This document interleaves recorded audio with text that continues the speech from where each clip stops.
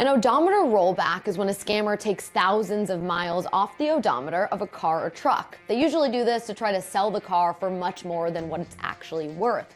But this can also be a huge safety risk. As we know, at certain mileages, you need a specific tune-up for the car. So if you think there's less miles on the car than there actually is, you might not take it in for the proper maintenance, and this can cause a big issue on the road. Here's what the con looks like. Now, a scammer can get a particular device off the internet without a license for only about $300. Then they plug that device into the carport of a car, the same port that a mechanic uses when they're getting the diagnostics of your car.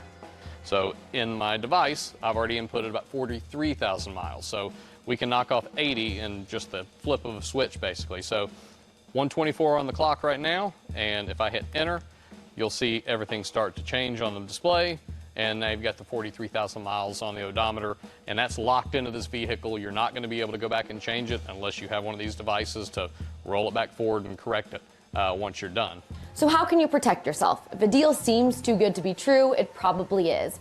If the mileage and the price don't line up, this should be a red flag. You should also check the vehicle's history.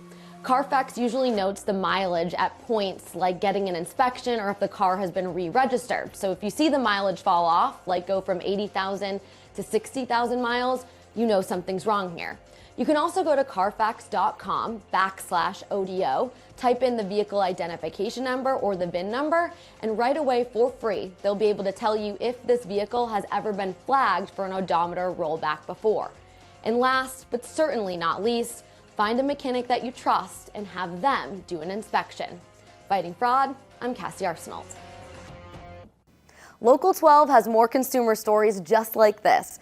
Don't forget to click the links and press subscribe.